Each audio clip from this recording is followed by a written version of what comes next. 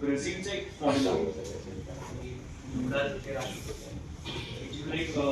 मध्ये बातमी आलेली आणि मी तो रिसर्च, मी अमेरिकेत होतो काही वर्ष, 3-3.5 वर्ष मी तिथेच शिक्षण घेतलं आणि तिथल्याच शेतकऱ्यांमधल्या सेनेटर्स होते, काही मंत्री होते, पॉलिटिकल आणि ॲग्रिकल्चर ॲडवायझर म्हणून मी काम करत होतो. त्यावेळेस तिथे ब्राझीलमध्ये एक नवीन क्रांती सुरू झालेली, ती जाणून हा मुद्दा मांडतो. जे जिल्हा परिषद शाळा होत्या त्या सर्व शाळांचा मिड डे मील स्कीम जी आहे तिथेही कशी चालत ब्राझीलमध्ये, त्यांनी तिथल्या जिल्हा परिषद शाळा जिथे आहे तिथल्या शाळांच्या आजूबाजू जेवढे शेतकरी आहेत त्या शेतकऱ्यांनी त्या मिड डे मील स्कीमला तिथे धान्य पुरवायचं.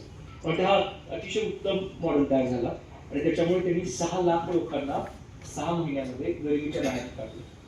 अतिशय उत्तम प्रकल्प तयार झाला. मला वाटतं की ब्राझीलची माणसामध्ये जास्त फरक नाही, त्याच्यामुळे तो एक आहे. दुसरे काही पृथ्वीराज भोंगे नावाचे माळीनगरला माळशिरस तालुक्यात एक शेतकरी आहेत.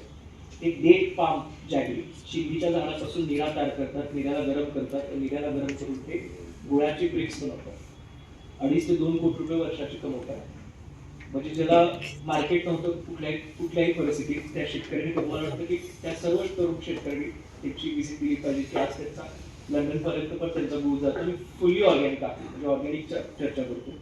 दुसरं ताई, तुम्ही हनीबद्दल विषय मांडलाय. मला वाटतं की माणदेशी महोत्सव, म्हणजे मी सर्व शेतकऱ्यांना सांगितलं दर 2 वर्षांनी मुंबईमध्ये भरतो. माणदेशी फाउंडेशनचा आमचा संस्थेचा 250 ते 300 स्टॉल्स असतात. त्या ह्याच्यामध्ये एका शेतकऱ्याला 2.5 ते 3 लाख रुपये 5 दिवसामध्ये त्याचा टर्नओव्हर.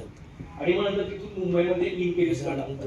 जसं आता तुम्ही मला सर्वांना म्हणत, मला असं वाटतं की जर कॉर्डिनेशन मध्ये किंवा कुठल्याही ह्या सर्व शेतकऱ्यांना मदत करायला आणि डॅनिशो सरांनाही मदत करायला जर कुठेही मदत लागली तर माणदेशी म्हणून आम्ही तिथे फ्रंटवरती असू, याची मी ग्वाही देतो. आणि हा फ्रंट एंड झाला, पण मला वाटते बॅक एंड हा खूप महत्त्वाचा विषय आहे.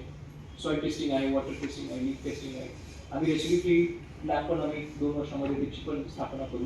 ट्रायकोग्रामा कार्डची पण आम्ही लॅबची स्थापना करतो. त्याच्यामुळे मला असं मी वयाला खूप लहान आहे, मी कोणाला सल्ला देऊ शकत नाही, पण जर कुठल्याही परिस्थितीत मदत लागली, मी कदम साहेबांचं रामदास कदम साहेबांचं त्यांनी मला इथे बोलवलं आज अचानक फोनवरती, म्हणाले की तुम्ही या कार्यक्रमाला. I learn a lot.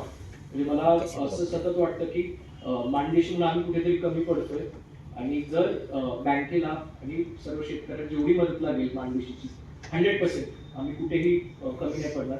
आणि दादा, तुमचं बीकॉम मध्ये बरोड्यामध्ये तुमचं शिक्षण झाले 72च्या बॅचवर.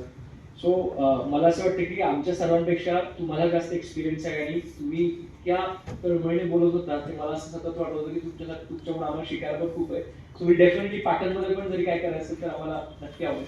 धन्यवाद. फुकट करून